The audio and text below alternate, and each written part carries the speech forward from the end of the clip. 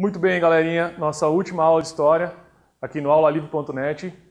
Sou o professor Cláudio Omar, despedindo desse revisão com vocês. Vamos continuar a aula com Contemporânea 2. Essa parte da matéria vamos explorar de Revolução Russa aos nossos dias. Começando com a Revolução Russa. Se vocês voltarem a olharem o finalzinho da aula passada, encontrarão lá que a Rússia sai da guerra no Tratado de Brest-Litovsk, assinado com a Alemanha para fazer a sua revolução, a Revolução Russa. Mas a Rússia já tinha uma primeira experiência, que é o ensaio geral. Esse ensaio geral acontecido em 1905, que é uma guerra entre Rússia e Japão pela conquista da Manchúria. A Rússia perde e a população vai para a frente do Palácio de Inverno do Czar, o governante russo, cantando hinos de louvor ao Czar. O Czar chama a tropa e manda massacrar essa população. Muito bem, a partir daí já passa a ter um espírito de revolução dentro da Rússia. É importante lembrar três líderes: Lenin, Trotsky e Stalin. Eles vão aparecer mais no decorrer da nossa aula. A primeira parte da revolução, ela é uma revolução de fevereiro. Ela é uma revolução dos mencheviques, o partido menor, o partido que quer uma revolução nos moldes da Revolução Francesa. Ao contrário dos revolucionários de outubro, que são os bolcheviques, que querem uma revolução radical, socialista, rápida. A primeira parte da Revolução de Fevereiro, o que acontece importante é a volta do Lenin do exílio. Ele volta do exílio e passa a organizar os sovietes, gritando para eles todo o poder aos sovietes e paz, terra e pão. O que a população quer nesse momento? Paz, terra e comida, o pão. A partir daí passa a acontecer a revolução dentro da Revolução de Fevereiro e em outubro Lenin chega ao poder. Lenin chegando ao poder, em 1922 ele cria a União das Repúblicas Socialistas Soviéticas. Porém há um problema, ele morre em 24 e a disputa passa a ser entre Trotsky e Stalin. Stalin vence o Trotsky, Trotsky que tinha uma ideia de fazer uma revolução socialista pelo mundo, rápida, em todos os países, e Stalin que pensava, primeiro uma revolução na Rússia, primeiro um socialismo real na Rússia, e depois para o resto dos países. Venceu Stalin, Stalin coloca dentro da Rússia que Trotsky é o inimigo número 1 do povo russo e que Stalin é o guia genial do povo russo. Nada diferente no governo de Stalin do que no governo do Hitler ou do Mussolini, a não ser que um é de esquerda, no caso de Stalin, e que Hitler e Mussolini são dois governantes de extrema direita. Muito bem, Stalin lança os planos quinquenais e passa a desenvolver a indústria de base, dando assim o auge ou o desenvolvimento do capitalismo dentro da Rússia. A partir de então, nós vamos ter um grande crescimento no Ocidente do capitalismo. E esse capitalismo ele é centralizado a partir dos Estados Unidos.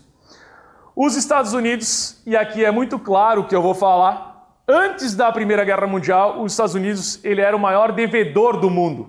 Ele era um país devedor. Com a guerra acontecendo, ele passa a sair como o maior credor do planeta. O que significa isso? Que ele chega no seu auge e ele passa a produzir e vender, produzir e vender. E os países europeus destruídos na Primeira Guerra Mundial necessitavam dos produtos vindos dos Estados Unidos. Precisavam do produto dos Estados Unidos. Até que chegou o momento que os europeus passaram a se reconstruir e produzirem os seus produtos. A partir de então, os Estados Unidos começam a estocar o produto até chegar na Quinta-feira Negra com a crise da Bolsa de Nova York. Quando estoura a crise da Bolsa de Nova York, o único país que não quebra, o único país que não sofre com a crise, adivinha quem é?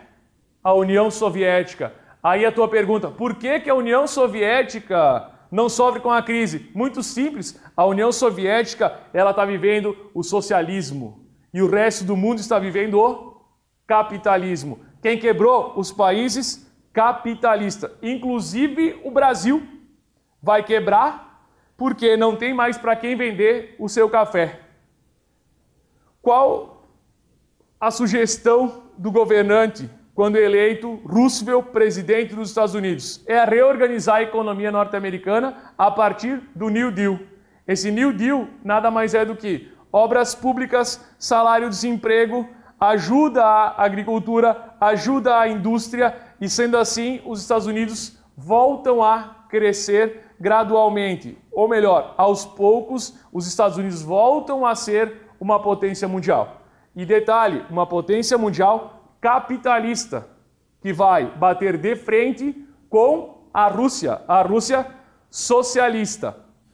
A partir daí, os países da Europa, eles vão encontrar uma saída. Ou crescem a partir do capitalismo, ou crescem a partir do socialismo. Mas um detalhe, se a Rússia não quebrou, para que lado tu queres seguir? Socialismo ou capitalismo? A maioria da população da Itália, a maioria da população da Alemanha, a maioria da população francesa, a população europeia passa a olhar com bons olhos para a União Soviética. A União Soviética socialista não quebrou, por que a gente não segue ela? E, em contrapartida, nesses países, Alemanha, Itália, Portugal, Espanha, a ideia de totalitarismo, a ideia de extrema-direita apoiado pela burguesia passou a crescer diariamente. E os Estados Unidos passaram a olhar com bons olhos o crescimento desses regimes totalitários. Regimes totalitários que na Alemanha chega a ascensão Hitler, que na Itália Mussolini passa a governar, que em Portugal Salazar está governando e na Espanha o general Franco.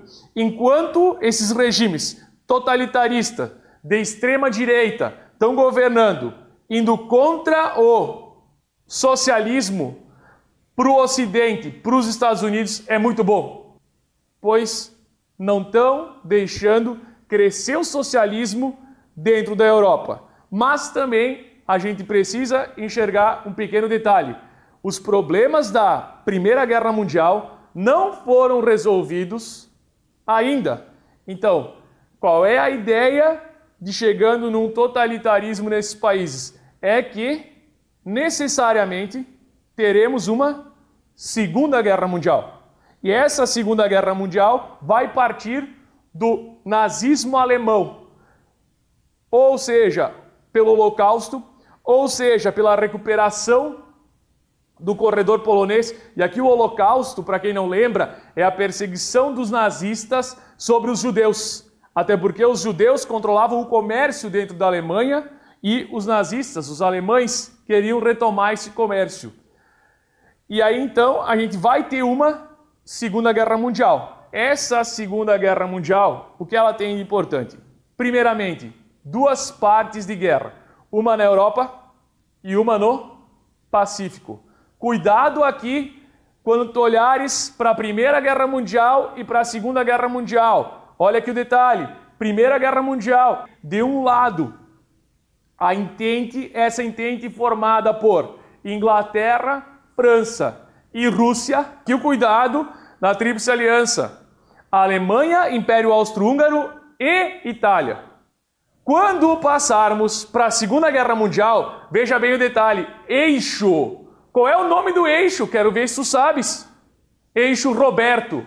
Olha aqui, Roma, Berlim e Tóquio. Claro que tu sabe as capitais. Roma na Itália, Berlim na Alemanha e Tóquio no Japão. Só que olha aqui, esse é o eixo que vai lutar contra os aliados. Cuidado com a aliança da Primeira Guerra Mundial. Aliados, quem forma os aliados? Aqui, ó, Inglaterra, França e do outro lado, quem tem aí? A Rússia ou a União Soviética. Ah, mas professor, a União Soviética, ela é socialista, lutando junto com os capitalistas. Muito bem. Por quê? Porque a expansão nazista, a expansão do totalitarismo é também em direção à União Soviética. Pois o eixo e o Hitler queriam formar um império maior que o Império Romano do Ocidente e um império de 1000 anos. Por isso, da União. Ah, mas esqueceu dos Estados Unidos. Não, não esquecemos dos Estados Unidos. A primeira parte da guerra, os Estados Unidos vão estar lutando contra o Japão, quando o Japão atacar a base naval norte-americana. Então, cuidado aqui. Duas fases, Europa e Pacífico. Dentro da Europa, Churchill, o primeiro-ministro inglês, Stalin, governante russo, chamam Hitler em Londres e avisam ele: vem cá, Hitler, o jeito que tu está expandindo o território não tem problema nenhum para nós. Tu está conquistando pequenos territórios. O dia que tu pisares na Polônia, inicia uma guerra contra os países capitalistas. Que países? Inglaterra, França, Estados Unidos, e o Stalin presente diz: a União Soviética também vai lutar contra o teu governo. O Hitler simplesmente avisou: não, eu não seria louco de invadir a Polônia. Muito bem, no dia 1º de setembro de 1939, Hitler invade a Polônia. O que significa isso? Acertaram. Estamos iniciando a Segunda Guerra Mundial. Aí Hitler passa a invadir a Bélgica, a França, expulsa eles do continente, ou seja, expulsa os soldados para a Inglaterra. Hitler tinha uma pretensão que ele acabaria com a Força Aérea Britânica. A Luftwaffe alemã, a Força Aérea Alemã, ataca a Inglaterra, a Real Força Aérea Britânica sai do chão, levanta voo e expulsa a Luftwaffe alemã. A Inglaterra nunca mais vai ser atacada pela Alemanha. Aí o Hitler tem uma nova saída. Vamos invadir a Rússia. Essa invasão da Rússia, se o Hitler tivesse prestado atenção em Napoleão, não teria invadido a Rússia como invadiu. Invade a Rússia e os russos começam a recuar com uma tática de terra arrasada. Recuam até próximo a Moscou, esperam o inverno e passam a atacar os alemães. Quando os russos passam a atacar os alemães, nós vamos ter a primeira frente da guerra, acabando com a Segunda Guerra Mundial. A segunda frente da guerra vai entrar pela Itália. E aqui um detalhe: a Força Aérea Brasileira e a Força Expedicionária Brasileira vão lutar junto com os aliados para entrar pela Itália até a Alemanha. E a terceira frente é o dia D. Pera aí, todo mundo já ouviu falar do dia D. Então olha aqui o pequeno detalhe do dia D. Quais são os países que entram no dia D, entrando pela Normandia, no norte da França? Estados Unidos, Inglaterra e Canadá. Sim, o Canadá está junto, vai invadir junto. Até essas três frentes chegarem em Berlim. E aí em Berlim cai o terceiro Reich alemão. Cai aquele que seria o Império dos 1000 anos. Mas, junto com isso, a gente continua tendo a guerra no Pacífico. A Guerra do Pacífico é uma guerra entre Japão e Estados Unidos. Os Estados Unidos atacam o Japão e lançam 2 bombas atômicas, Hiroshima e em Nagasaki. O Japão já estava rendido. Mesmo assim, para mostrar o poder que os Estados Unidos tinham nesse período, lançam essas 2 bombas atômicas, mostrando para a União Soviética: olha aqui, se vocês se meterem com a gente, vocês já sabem o que pode acontecer. Por quê? A União Soviética não tinha ainda a bomba atômica. A partir daí, várias conferências começam a surgir e dividir o mundo entre 2 países e 2 ideologias. As 2 ideologias, socialista e capitalista. Como é que eu consigo dividir isso, professor? Simples. Essa divisão ela vai acontecer a partir da cortina de ferro. Essa cortina de ferro é uma divisão que ocorre dentro da Europa. A parte leste fica sob influência da União Soviética e a parte oeste da Europa fica sob influência dos Estados Unidos. A partir de então, tudo que os Estados Unidos criam a União Soviética copia e cria. Tudo que a União Soviética cria, os Estados Unidos copiam e criam. Vamos dar alguns exemplos. Por exemplo, na parte ocidental é criado a OTAN, um exército para lutar contra esse socialismo se fosse necessário. Na parte leste é criado o Pacto de Varsóvia, da mesma forma, um exército permanente para defender os interesses socialistas. Na parte oeste da Europa, partindo dos Estados Unidos, óbvio, é criado o Plano Marshall para ajuda econômica aos países da Europa Ocidental. Do outro lado é criado o Comecon, de mesmo feitio, ajuda econômica mútua aos países que estão ligados à União Soviética. Essas organizações, igual a CIA, partindo dos Estados Unidos, a KGB, partindo da União Soviética. E que eu acho importantíssimo é saber o que teve de quente e o que teve de frio durante a Guerra Fria. A parte fria da Guerra Fria, ela é simples, nunca teve um contato direto entre socialismo e capitalismo, ou melhor, União Soviética e Estados Unidos. A parte quente são os conflitos regionais, Guerra do Vietnã, Guerra da Coreia. Por quê? Porque uma parte defendida pelo socialismo, que era o norte desses países, e uma parte defendida pelo capitalismo, que é o sul. Aí tem influência ideológica da União Soviética e dos Estados Unidos. Importante lembrar aqui da divisão da Alemanha nesse período. A Alemanha, ela é dividida em 4 zonas administrativas. Uma para a União Soviética, uma para os Estados Unidos, uma para a França e a outra para a Inglaterra. Da mesma forma, Berlim, que é a capital da Alemanha Oriental, é dividida em 4 partes, e essa divisão fica muito mais clara quando, em 1961, surge o Muro de Berlim, dividindo Berlim Oriental de Berlim Ocidental. Quando passa a ser grandioso, ou quanto passa a ser grandioso esse Muro de Berlim, a gente vai enxergar em 1989, quando da queda do Muro de Berlim, que é passado por todos os meios de comunicação. E, posteriormente, em 1991, quando acaba a União Soviética e surge a CEI, a Comunidade dos Estados Independentes, dando assim, tanto 1989 como 1991, o fim do período caracterizado como Guerra Fria. Foi um prazer ter estado com vocês. Baixem o material no aulalivre.net e façam os exercícios. Muito obrigado.